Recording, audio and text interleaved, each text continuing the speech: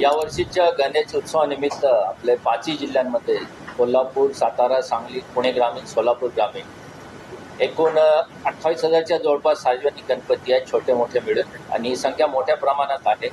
या पूर्ण गणपती उत्सवासाठी चोख सुरक्षा नियोजन आपण केलेलं आहे. आमचे SP आणि त्यांच्या सगळ्या चमूंनी जवळपास अर्धा उत्सव आता चांगल्या वातावरणात, आनंदी वातावरणात संपन्न झालेला आहे आणि येणारे उर्वरित अनंत चतुर्दशीपर्यंत चांगल्या सुरक्षित वातावरणात पार पडेल आणि गणपती बाप्पांचा आशीर्वाद सगळ्यांना मिळेल अशी मला आशा आहे. पाचही जिल्ह्यांमध्ये बाहेरून जे मनुष्यबळ होतं त्याच्यामध्ये SRPF आणि होमगार्ड जवळपास 5,500 होमगार्ड आणि 5 कंपनी SRPFचा पुरवठा पोलीस मुख्यालय मुंबईकडून झालेला आहे. त्याच्याशिवाय माझे जवळपास 800 अधिकारी आणि 8,500 कर्मचारी पाचही जिल्ह्यांमध्ये या बंदोबस्तासाठी तैनात आहेत. दंगा काबू योजना आणि इतर सगळ्या ड्रिल्स आम्ही घेतलेल्या आहेत.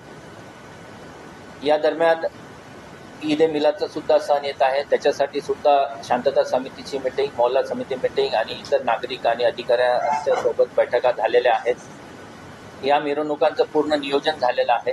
महिला मुलींसाठी सुरक्षित वातावरण राहील यासाठी निर्भया, दामिनी पथक, बीट मार्शल आणि डायल 112 मोबाईल तैनात करण्यात आलेले आहेत.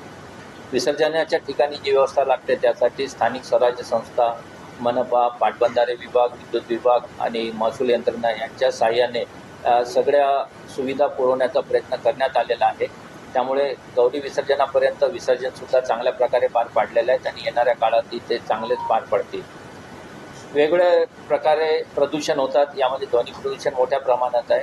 तर जवळपास आतापर्यंत पाचही जिल्ह्यांमध्ये 800 नॉईज लेवल पोल्युशन मीटरच्या रिडिंग्स घेण्यात आलेल्या आहेत आणि खटले दाखल करण्याची प्रक्रिया सध्या सुरू आहे. विविध समाजकंटकांवर आणि गुन्ह्यांवर तडीपारीची कारवाई करणे, MCOC अंतर्गत संघटित टोळींवर कारवाई करणे, MPDA आणि इतर प्रतिबंधक कारवाई ही मोठ्या प्रमाणात करण्यात आलेली आहे. ती आकडेवारी हजारांच्या संख्येमध्ये आहे. याशिवाय एक गाव एक गणपती आहे, पर्यावरणपूरक गणपती आणि राज्य शासनाचा उत्सव आहे, त्यामध्ये सगळ्यांना सहभागी होण्यासाठी आम्ही आवाहन केलेलं आहे. या काळामध्ये आम्ही जवळपास 2 कोटीचा गांजा पकडलेला आहे. नंतर गोव्यावरून येणारी दारू आहे 14 लाखाची, ती पकडलेली आहे. त्यानंतर MD सुद्धा आपण जवळपास 12 लाखाची पकडलेली आहे. अशा प्रकारे विविध अंमली पदार्थांचा व्यापार, दारूबंदीचे गुन्हे दाखल करणे ही कारवाईसुद्धा आम्ही केलेली आहे. आम्ही सगळ्या मंडळांसोबत 27,000-28,000 मंडळांसोबत समन्वयक अधिकारी अंमलदार नेमलेले आहेत.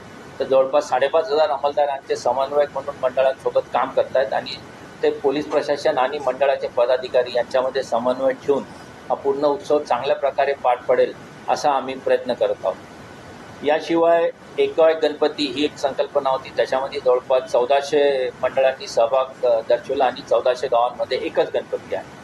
काही ठिकाणी हिंदू मुस्लिम एकता मंडळं आहेत आणि त्यांनी सुद्धा जिथे मुस्लिम व्यक्ती अध्यक्ष अशा मंडळांनी गणपती बसवलेला आहे. तिथे मिश्र वस्ती आहे, संवेदनशीलता आहे, परंतु दोन्ही धर्मांमध्ये सामाजिक शांतता आणि एकोपा कायम आहे. अशा मंडळांना आम्ही विशेष प्रोत्साहन दिलेलं आहे आणि अशी संख्या चांगली आहे या पाचही जिल्ह्यांमध्ये. याशिवाय विविध प्रकारचे समन्वयाच्या बैठका असतात. वेगवेगळ्या घटकांसोबतचं आमचं सलोखा ठेवून जे काही संवाद साधायचा असतो तो सुद्धा आम्ही ठेवलेला आहे. मला आशा आहे की हा गणेश उत्सव आणि येणारे विसर्जन आणि ईद ए मिलादची मिरवणूक हे अतिशय शांतपणे पार पडतील आणि सगळे नागरिक आम्हाला या कामी सहकार्य करतील. धन्यवाद.